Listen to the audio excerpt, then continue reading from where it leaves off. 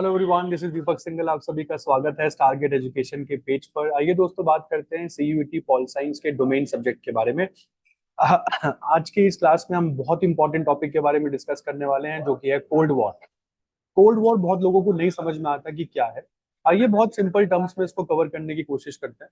दोस्तों, एक्चुअली में cold war ये दो आइडियोलॉजीज के बीच का वॉर है। क्या होती है आइडियोलॉजी? आइडियोलॉजी होती है सोच।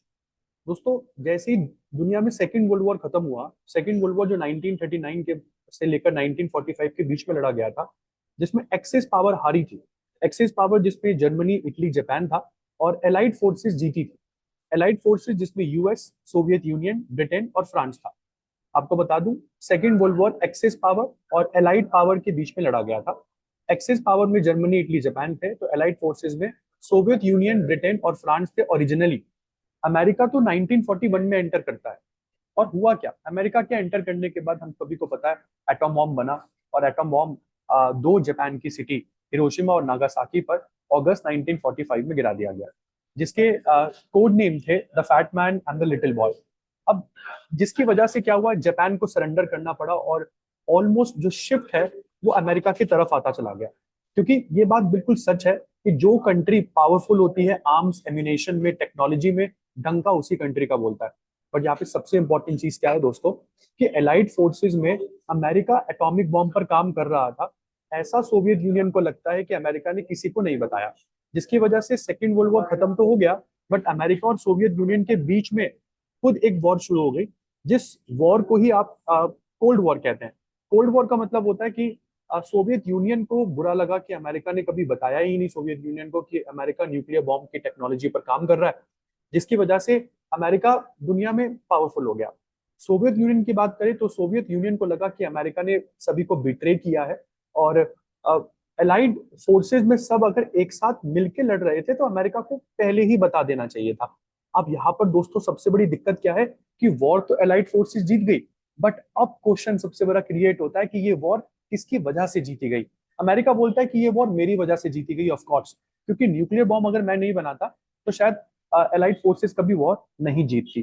सोवियत यूनियन बोलता है कि नहीं सर, वॉर मेरी वजह से जीता गया था। और ये जो मैमा है ना, इसी की वजह से दोनों कंट्रीज, दोनों जीतने वाली कंट्रीज के बीच में अब इस चीज का प्रॉब्लम शुरू हो गया कि आखिरकार वॉर जिताया किसने। और इसी वजह से अमेरिका और सोवियत यूनियन के बीच में जो ग्रजेस स्टार्ट हुए, उसी ग्रजेस को कोल्ड वॉर कहते हैं। क्यों? क्योंकि यहाँ पर एक दूसरे को, ये दोनों डायरेक्टली एक दूसरे से लड़ भी नहीं रहे हैं, बट इनडायरेक्टली एक दूसरे को प्रोवोक भी बहुत ज्यादा कर रहे हैं। आइए बात करते हैं दोस्तों इसके बाद हुआ क्या। तो the decision of US was both criticised and supported. मतलब कहा यह जाता है कि जब अमेरिका ने जापान के ऊपर न्यूक्लियर बॉम्ब गिराए थे, तब जापान ऑलरेडी हारा हुआ था। तो बहुत से लोगों ने बोला कि सर, अब न्यूक्लियर बॉम्ब गिराने का कोई फायदा नहीं था, शायद अमेरिका अपनी पावर को डिस्प्ले करना चाहता था। तो ये क्रिटिसाइज करने वाले लोगों ने बोला, सपोर्ट करने वाले लोगों ने बोला कि नहीं सर, जरूरी था बॉम्ब गिराना। तो अब जो कुछ भी हुआ दोस्तों, सेकेंड वर्ल्ड वॉर के खत्म होने के बाद ये दुनिया आगे बढ़ी बाईपोलैरिटी की वजह, सॉरी, जो बाईपोलर वर्ल्ड है उसकी तरफ। बाईपोलैरिटी को बोला जाता है एक ऐसा वर्ल्ड जिसमें दो महान शक्ति, या ऐसा समझिए कि जिसमें जो पावर है वो किसी दो कंट्रीज के पास में हो गई है। तो अच्छी बात है वैसे तो, जो कंट्री अगर वर्ल्ड बाइपोलर है, अच्छी बात है। बट यहाँ पे प्रॉब्लम क्या है कि एक पोल और होना चाहिए, कम से कम तीन पोल होने चाहिए, ताकि पावर बैलेंस में रहे। बट यहाँ पे सबसे इंपॉर्टेंट चीज क्या है, ये बाइपोलैरिटी अमेरिका और यूएसएसआर है, जो एक दूसरे से ये लड़ रहे हैं कि आप में से शक्तिशाली कौन है। तो यूनाइटेड स्टेट्स और सोवियत यूनियन, जो आज के डेट में रशिया है, they became the greatest power in the world with the ability to influence events anywhere on the earth।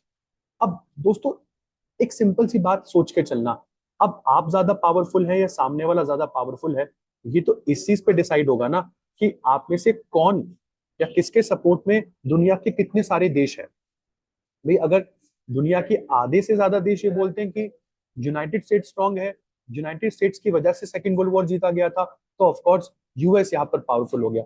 और दुनिया में अगर आधे देश ये बोलते हैं कि नहीं सर, यूएसएसआर की वजह से वॉर जीता गया था, यूएसएसआर स्ट्रांग है, तो यहाँ पर यूएसएसआर यानी कि सोवियत यूनियन पावरफुल हो गया। और इस कोल्ड वॉर के चक्कर में, सेकेंड वर्ल्ड वॉर के खत्म होने के बाद, आप देखेंगे कि ये जो कोल्ड वॉर शुरू हो गया है ना, ठंडा ठंडा युद्ध शुरू हो गया। मतलब क्या कि एक दूसरे के सामने ये दोनों डायरेक्टली आ भी नहीं रहे हैं, बट एक दूसरे को प्रोवोक भी कर रहे हैं कि तुम वॉर शुरू करो, खत्म हम करेंगे। इसकी वजह से पूरी दुनिया को इन दोनों कंट्रीज ने अपने अपने खेमों में बांट लिया, मतलब अपने अपने ग्रुप्स में बांट लिया। यहाँ पर एक बहुत इंपॉर्टेंट चीज यहाँ पे लिखी हुई है, but the cold war in spite of being an intense form of rivalry between the great powers remained a cold not hot और शूटिंग वॉर। यहाँ पे साफ साफ लिखा हुआ है कि भले ही दोनों पावर्स के बीच में बहुत ज्यादा इंटेंस राइवलरी डेवलप हो गई थी, बट फिर भी ये दोनों कभी एक दूसरे से डायरेक्टली लड़े नहीं। दोनों एक दूसरे से कभी डायरेक्टली लड़े नहीं। The two super powers and their allies were expected to behave as rational and responsible actors. अब यहाँ पर allies क्या होता है, वही बात मैं यहाँ पर कर रहा हूँ कि सेकेंड वर्ल्ड वॉर खत्म तो हो गया, बट सेकेंड वर्ल्ड वॉर खत्म होने के बाद पूरी दुनिया में दो पावर ब्लॉक्स एमर्ज होते हैं, जिसमें एक पावर ब्लॉक है यूएस और दूसरा पावर ब्लॉक था यूएसएसआर। अब ये दोनों ही कंट्रीज पूरी दुनिया को आपस में काटने लग गए या बांटने लग गए। यूएस अपना समर्थन ढूंढने लगा तो यूएसएसआर अपना समर्थन ढूंढने लगा, और वो काम शुरू किया अमेरिका ने सबसे पहले। यहाँ पे साफ साफ लिखा हुआ है कि western alliance form itself into an organisation जिसका नाम था नेटो। नेटो का मतलब नॉर्थ अटलांटिक ट्रीटी ऑर्गेनाइजेशन, जो आज भी एग्जिस्ट करता है। इसकी स्थापना अप्रैल 1949 में मात्र 12 देशों के साथ की गई थी, और ये 12 के 12 देश जो है ये अमेरिकी समर्थक देश माने जाते हैं। जबकि ईस्टर्न अलायंस जो कि यूएसएसआर के सपोर्टर थे, उन्होंने अपने आप को वॉर्सो पैक्ट का या वॉर्सो ट्रीटी ऑर्गेनाइजेशन का मेंबर बनाया, जिसका लीडर सोवियत यूनियन था। और डब्ल्यूटीओ नाम से ये ग्रुप, जो वार्सो पैक्ट के नाम से भी फेमस है या वार्सो ट्रीटी ऑर्गेनाइजेशन के नाम से भी फेमस है, 1955 में आता है। तो आप देख सकते हो कि ये दोनों पावर ब्लॉक ने किस तरीके से दुनिया को आपस में बांटना शुरू कर दिया। एक तरफ था नेटो, जो 1949 में अमेरिका के द्वारा बनाया गया संगठन था, जिसमें सारे देश अमेरिका को सपोर्ट करते थे, और दूसरी तरफ है डब्ल्यूटीओ, जो कि सोवियत यूनियन के द्वारा बनाया गया संगठन था, जिसमें सारे लोग यूएसएसआर को सपोर्ट कर रहे हैं। उसी बीच बात करते हैं ईस्ट और साउथ ईस्ट एशिया में क्या हुआ। ईस्ट साउथ ईस्ट एशिया और वेस्ट एशिया में यूनाइटेड स्टेट्स ऑफ अमेरिका यहाँ पर भी अपना अलायंस बनाने में कामयाब रहा। हालांकि eastern countries, south East Asian countries और वेस्टर्न एशियन कंट्रीज को अमेरिका ने नेटो का मेंबर नहीं बनाया, उनको एक अलग से एक जो ग्रुप में बांट दिया, जिस ग्रुप का नाम रखा गया सियाटो और सेंटो। सियाटो और सेंटो, जिसमें सियाटो का फुल फॉर्म है South East Asian Treaty Organisation, जिसमें साउथ ईस्ट एशिया के सारे देश थे, और सेंटो सेंट्रल ट्रीटी ऑर्गेनाइजेशन, जिसमें आपके पास वेस्ट एशिया और सेंट्रल एशिया के सारे देश थे। और ये दोनों ही सियाटो और सेंटो इस चीज के बारे में आप लोगों के सामने एक बहुत इंपॉर्टेंट चीज एविडेंटली रख देते हैं, जिसको कहा जाता है कि पूरा की पूरा दुनिया ये दोनों आपस में बांटना चाहते हैं। मतलब अमेरिका चाहता है कि वर्ल्ड अमेरिका की हिमायत करे, और यूएसएसआर चाहता था कि वर्ल्ड यूएसएसआर की हिमायत करे। ऐसे में सबसे बड़ा प्रॉब्लम क्रिएट हो गया था वो कंट्रीज जो 1950s में आजाद हुई थी या 1940s में आजाद हुई थी, जैसे भारत जैसे देश, जैसे चाइना जैसे देश। और ऐसे में ये बहुत इंपॉर्टेंट डेवलपमेंट था कि क्या इंडिया जो 1947 में आजाद हुआ और इंडिया जैसे कई देश ये यूएसएसआर को ज्वाइन करते या यूएस को ज्वाइन करते। ऐसे में एक पॉजिटिव स्टेप लिया गया दोस्तों।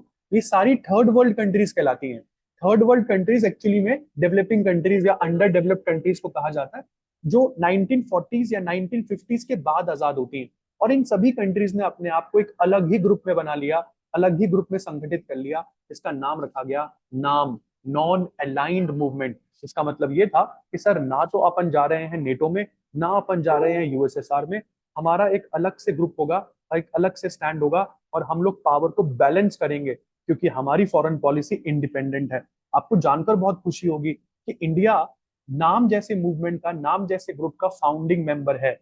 India one of the founding members है नॉन अलाइंड मूवमेंट का। हालांकि आज की दुनिया में नाम जैसा ग्रुप हमारे लिए बहुत ज्यादा मायने नहीं रखता है। ये बात भी सच है कि नाम की इंपॉर्टेंस मतलब आने वाले कुछ सालों में घटी है।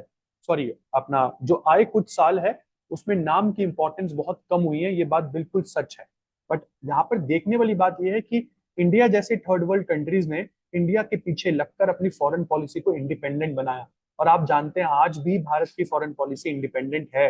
आज हम अमेरिका से भी दोस्ती करते हैं, तो आज हम रशिया से ऑयल भी परचेज करते हैं, क्योंकि इंडिया अपने इंटरेस्ट को फॉलो करता है।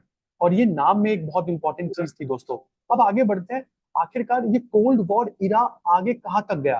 दोस्तों आप लोगों की एनसीईआरटी के हिसाब से एक यहाँ पर जो क्राइसिस का जिक्र किया गया है जिसको क्यूबन मिसाइल क्राइसिस कहते हैं। क्यूबन मिसाइल क्राइसिस क्या है, बट उससे पहले मैं आप लोगों को बता दूं दोस्तों, इस कोल्ड वॉर के पूरे की पूरे इरा में कई बार हम लोगों को ऐसा लगा कि अब भिड़े यूएस और यूएसएसआर अब भिड़े, बट भिड़ते भिड़ते रह जाते थे। और उसी में से एक इवेंट है जिसको क्यूबन मिसाइल क्राइसिस कहते हैं। दोस्तों क्यूबन मिसाइल क्राइसिस अप्रैल 1961 का है। और हुआ क्या था, तो यूनाइटेड स्टेट्स ऑफ अमेरिका के अगर आप ईस्ट में देखेंगे तो आपको कैरिबियन सी दिखेगा।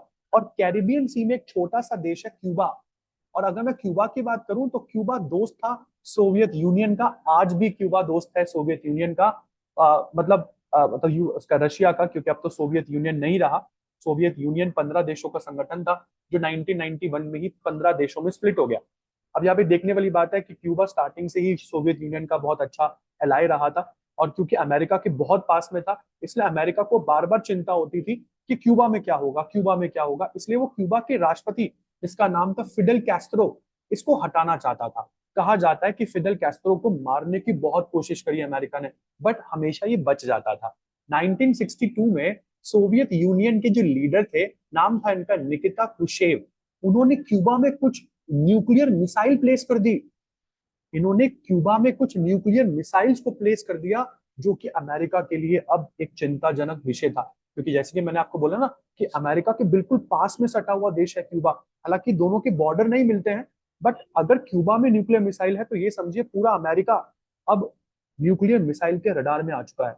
और इसके बारे में अमेरिका को 3 हफ्ते बाद पता लगा कि क्यूबा में क्या हो गया है। उस समय अमेरिका के राष्ट्रपति थे जॉन एफ नेडी कैनेडी।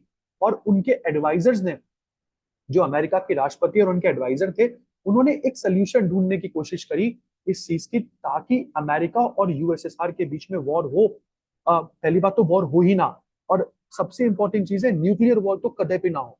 और इसलिए they were determined to get this Khrushchev to remove the missiles and the nuclear weapons from Cuba. अब यहाँ पर हुआ क्या था, तो कैनेडी ने ऑर्डर दिया अमेरिकन वॉरशिप्स को कि आप एक काम करो, क्यूबा के चारों तरफ फैल जाओ और सोवियत शिप्स को ब्लॉक कर दो, उनको क्यूबा आने ही मत दो, सोवियत शिप्स का क्यूबा के साथ लिंक ही तोड़ दो। और इस तरीके से अमेरिका ने एक न्यूक्लियर वॉर होता होता रोका है। और इस क्यूबन मिसाइल क्राइसिस में तो कई बार ऐसा लग रहा था कि अब यूएस और यूएसएसआर जरूर भिड़ेंगे। तो कहा जाता है क्यूबन मिसाइल क्राइसिस एक हाई पॉइंट था कोल्ड वॉर का, जिसमें हम लोगों को लग रहा था कि अब तो थर्ड वर्ल्ड वॉर अनअवॉइडेबल है, ये होगा ही होगा, क्योंकि टेंशन दोनों कंट्रीज के बीच में बहुत ज्यादा एस्केलेट हो चुकी थी। दोस्तों आशा करता हूँ आप लोगों को कोल्ड वॉर इस पूरी चीज के बारे में थोड़ा बहुत नॉलेज मिल गया होगा। और इम्पोर्टेंट चीज मैंने यहाँ पर कवर करने की कोशिश करी है आप लोगों की एनसीईआरटी में दी हुई जानकारियों के आधार पर। दोस्तों वीडियो अच्छी लगी हो तो प्लीज लाइक किए बिना नहीं जाएंगे। चैनल पर पहली बार है तो सब्सक्राइब भी जरूर करेंगे। और ऐसी वीडियोस देखने के लिए चैनल को सब्सक्राइब करने के बाद बेल आइकन दबाना बहुत जरूरी है। अपने दोस्तों के साथ भी वीडियो ज्यादा से ज्यादा शेयर कीजिए। Thank you.